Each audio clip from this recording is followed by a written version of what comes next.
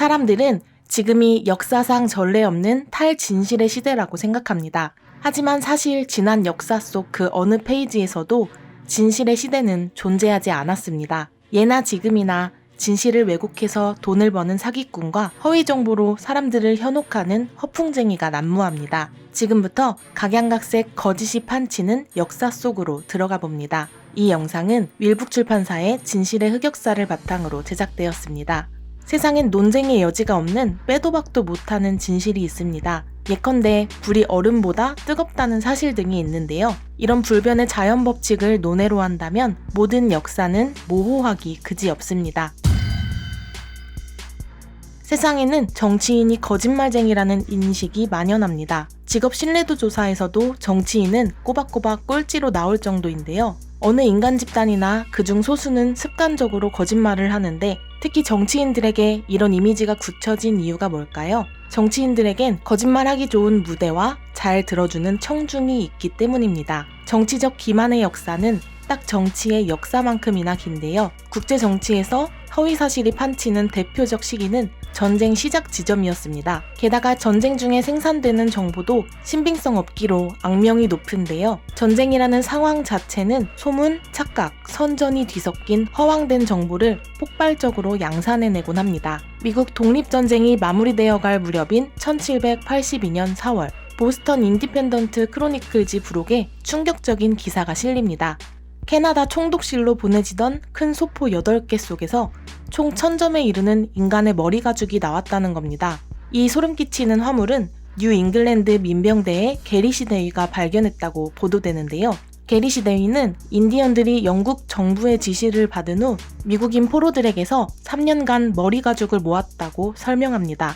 이 소포는 캐나다 총독이 받아서 본국에 있는 조지 3세 국왕에게 위안거리 삼아 선물로 올리려고 했다는 것인데요. 신문기사에서 상세히 전한 머리가죽 분석 결과 속에는 산채로 불태워진 농부, 미군, 여성, 아이들까지 있었습니다. 그야말로 경악스럽고 천인공노할 사건이었죠.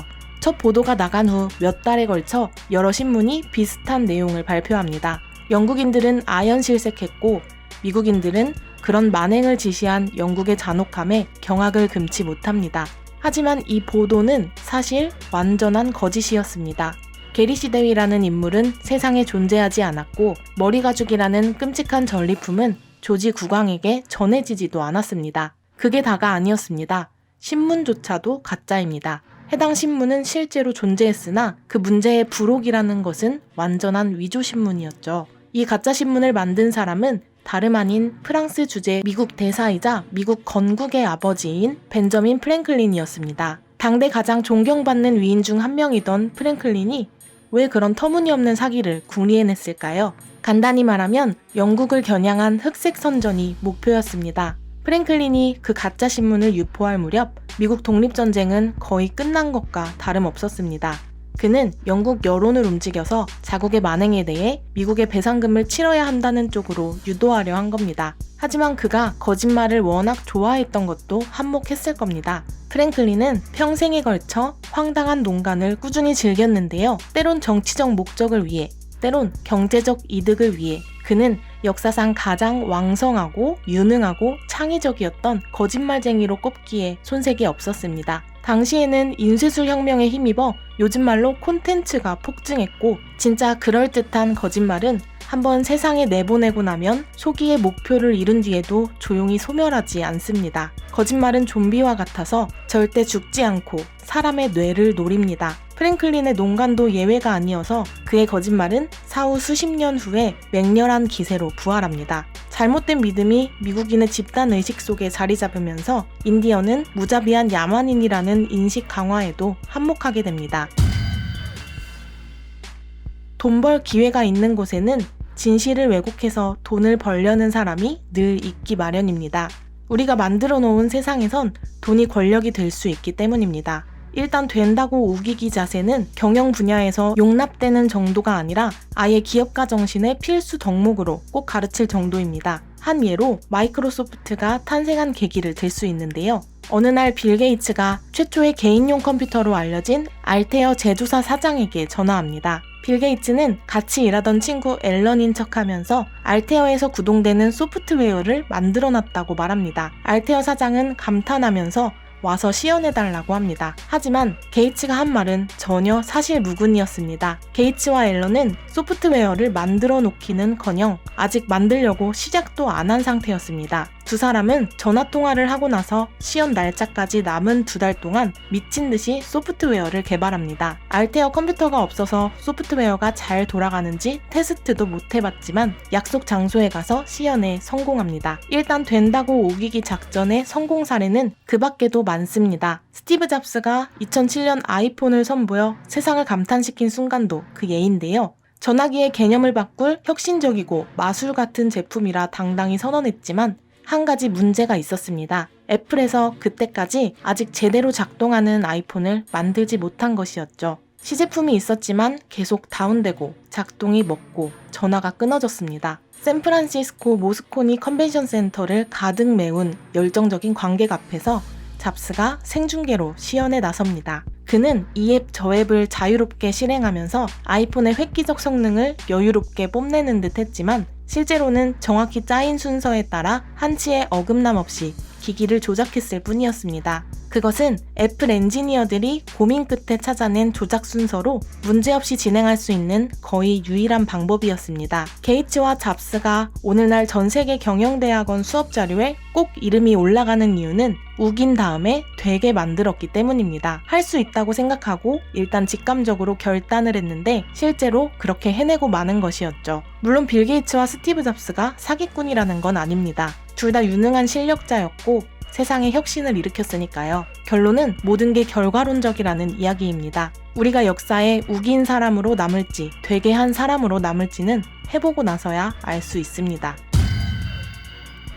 우리는 스스로를 엄청나게 잘 속입니다. 착각도 잘하고 귀도 얇고 대세를 거스르기 두려워합니다. 그래서 사회 전체가 거짓말 순환고리에 빠지는 현상이 일어납니다. 거듭되는 보도를 접하다 보면 뭔가가 정말 있긴 있다는 생각에 점점 무게가 쏠리고 그러다 보면 사람들이 자발적 기만을 저지르고 맙니다. 그 결과는 단순한 착각에 머물지 않고 기이한 집단 광풍을 숱하게 낳았습니다. 사람들 사이에 비합리적 사고가 전염병처럼 퍼지는 경향을 가장 잘 보여주는 사례가 바로 루머로 인한 집단 망상입니다. 특히 우려의 대상이 누구나 두려워할 법한 것이라면 그 현상은 더 잘 일어납니다. 이런 이야기에서 빼놓을 수 없는 사례가 마녀 사냥인데요. 몇 세기에 걸쳐 유럽을 휩쓴 마녀 광풍 사례가 있었습니다. 그 중에서도 스코틀랜드 국왕 제임스 6세는 마녀에 엄청나게 심취해 있었습니다. 제임스 왕은 스코틀랜드 최초의 대규모 마녀 재판을 명령했고 그 주제를 놓고 책을 쓰기도 합니다.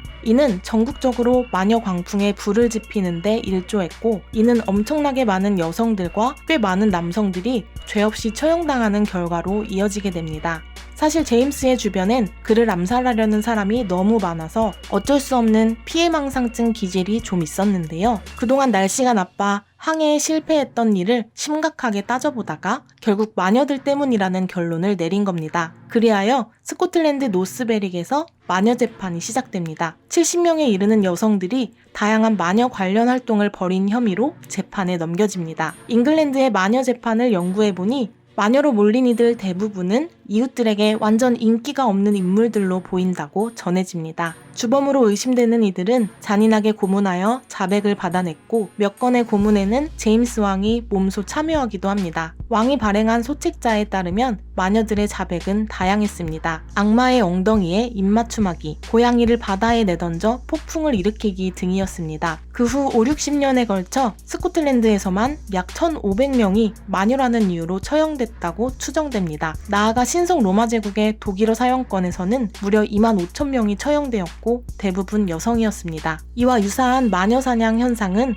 거의 세계 모든 문화권에서 한때 벌어졌다고 추정할 수 있는데 어쩌면 이 모든 것은 인간이 가진 근본적 문제점으로 귀착되는지도 모릅니다. 우리는 복잡한 세상 속에서 온갖 힘든 일에 부딪힐 때마다 우리 외 다른 집단에 손가락질하며 탓하고 싶은 마음이 간절해집니다. 마녀 외에도 자주 희생양이 된 집단으로는 이민자, 유대인, 공산주의자, 비밀결사, 일루미나티 등이 있습니다. 이는 믿음의 근본이 무엇이냐 하는 문제와 맞닿아 있는데 있는데요. 예컨대 종교가 사기꾼에게 이용되면 집단 망상의 토대가 될 수 있다는 사실도 그다지 놀라운 일은 아닐 겁니다.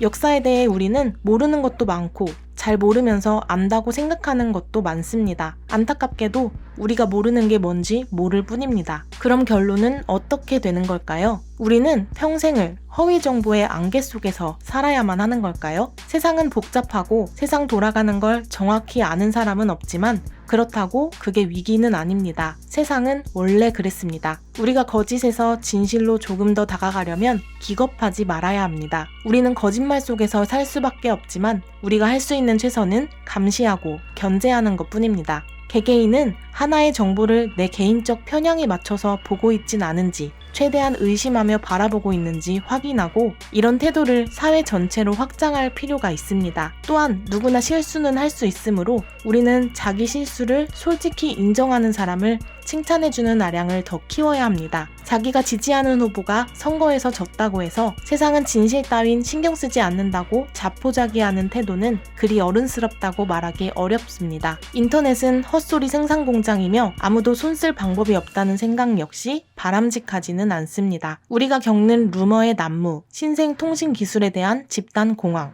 가짜뉴스에 대한 공포는 전부 여러 세기 동안 있었던 현상입니다. 과거에도 잘 넘겨냈고 이번에도 잘 넘겨낼 수 있습니다. 될 대로 되라지 하고 자포자기만 하지 않으면 됩니다. 가짜뉴스 담론의 가장 우려스러운 점은 사람들이 가짜뉴스를 믿는다는 게 아니라 진짜 뉴스도 안 믿게 된다는 겁니다. 우리가 좀 더 진실해지려면 거짓의 광대하고 풍요로운 벌판을 더 깊이 파고들어야 합니다. 그래야 우리가 뭘 틀렸는지 더 잘 알 수 있고 올바르게 고쳐나갈 수 있을 것입니다.